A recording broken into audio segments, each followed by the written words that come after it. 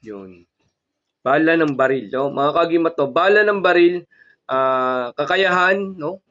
Pangontra ba, pambala, pangkaligtasan, o kung ano pong kakayahan ng bala ng baril na ating ginagawang pangontra na kalimitan na nagtitrending din po sa airport na laglag bala, no? Tara, pag-usapan natin katanungan ni Kuya. What's up mga kagimat? Na ito na naman ninyong kagimat, si Heping Agimat na mahilig sa agimat. Pero wala namang agimat. Nasa puso ang tunay na agimat.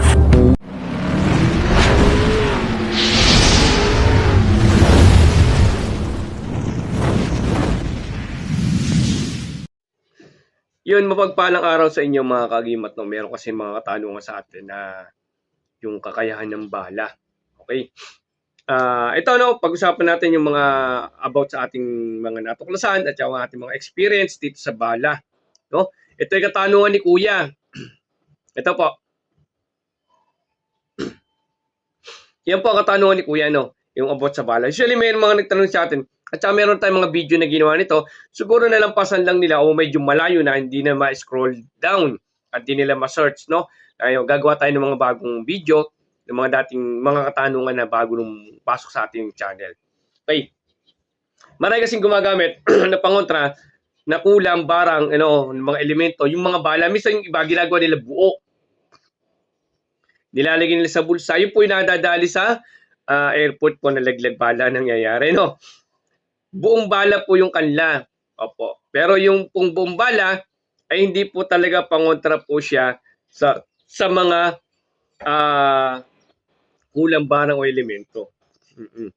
Pero mapupunan nyo, yung merong mga bala po na amoy, yung mga amoy pulbura kasi yan eh. Kalimitan po, no, sa mga history po namin na binibigyan namin ng mga history ng ano. Meron pong, ito, dagdag idea na po to, kaya dagdag kaalaman na po to. Meron yung kasing bala, yung mga nilalapitan ng mga, sabihin natin may mga buntes, may mga nanggaaswang, puta, may naglalakad-lakad sa mga bubong, mga ganun, sinasabi natin may aswang.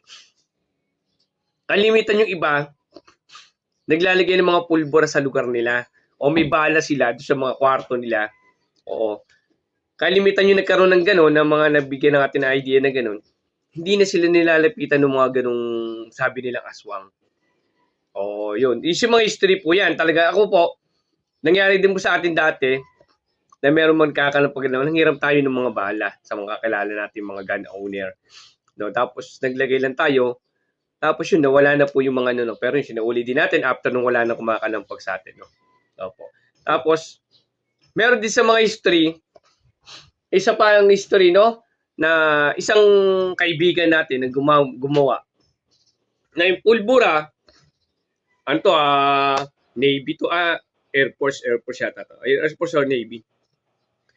Dalawang M16, tinanggal yung pulbura, oo. Tapos nagdasal sila, tumanalangin sila sa taas. Tapos ito yung bahay na ginagambala, no. Yung dalawang dalawa binanggit sa akin, inubos siya yung pulbura nung ano. Sinindi niya sa loob ng bahay. After nun, wala nang gumagambala. Opo. Yun, yung mga history pa ng aral po niya, no. Pero pagka buo pong bala ay hindi po siya advisable na pangontra kulang barang o pangontra bala o kaligtasan. Hindi po. Yun po, binigyan ko lang mga idea na dapat gawin sa pagkabuo yung bala. No?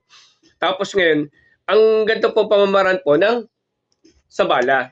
Yung bala kasi, yan kasi, ginagawang kwintas ng iba, pero tinatanggal yung mismo tingga o tanso na nasa ibabaw, yung mismong bullet. Pero yung mismong basyo, yun na nilalagay natin nila ng mga sangkap. Lalagyan ng sangkap, tapos lalagyan ng orasyon. Tapos sisil, ginagawang kwintas. May nilulupi, bubutasan. Yung iba, sinisil, tapos lalagyan ng ano po sa ibabaw ng panabit. Opo, may sample tayo. Alam ko, may sample ako dito nun eh. Oo. May sample tayo galing kay sa tropa natin. Ito, regalo sa atin. Wait lang. Ito sample natin. O, regalo sa atin to. Okay? Nilagay siya ng Ito, sangkap sa loob. May sangkap sa loob po yan. Tapos mga sagradong powder, iaan yung powder, tapos didikitan siya ng shoe glue o anumang glue. Yung iba, steel epoxy, nilalagyan nila, pero sa may lagyan panapit na ganito. Yung iba naman, yung ganun kasi, pwede yung idea, lagyan ng sangkap, taka-orsyon, tapos lagyan ng powder, o yung powder ng digno para sagrado din, tapos papatakan nyo po siya ng, lalagyan ng panabit, papatakan nyo siya ng shoe glue. Titibay po yan. O yun. Yan po yung mga pamamaraan. Ngayon, meron kasi ginagamit na ganito, pambala, tatawag. Sabihin natin, pambala o tatawag natin. No? Kasi ganoon na lamang din. Ako kasi kaligtasan lagi kong hinihiling, no? Kinukonsagro. Kung pambala po siya, puro pambala po yung gagamitin na orasyon po sa kanya. O kaligtasan. Kung pangontra kulang barang, yun po, lalagay nyo yun. Kasi yung ganito po ay magdidepende sa kinargang orasyon. Hindi po lahat-lahat. At papalala ko po, wala pong gamit na pangkalahatan. Kasi nga po, iba'y sa kulam at iba'y sa bala na kaligtasan. Opo, pagka binenta kayo na napakamahal po at sinabi na pangkalahatan na, pambala na, pangkulam pa, pang negosyo pa, medyo wala pa pong nakakapaglabas ng ganun po. Sa ngayon po, o sa history po ngayon, wala pa yatang kahit isa na nakapagpalabas ng ganun. Pambala, pangontra kulam, tsaka sa wala po. Pag kontra kulam barang, yun po. Iba po yung pampaswerte. Yung pampaswerte sa kulam barang, pero yung hinahalo po nila.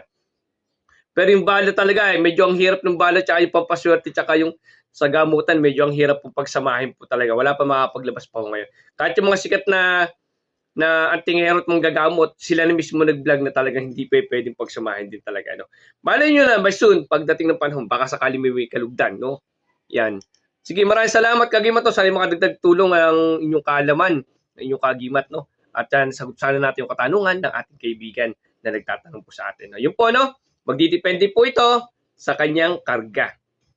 Opo, pagka yung buo po siya, walang laman yung loob, kundi buong bala lang, ay hindi po siya pangotra. No? Pero may paggagamitan kayo ng buong bala sa ating mga powder nito.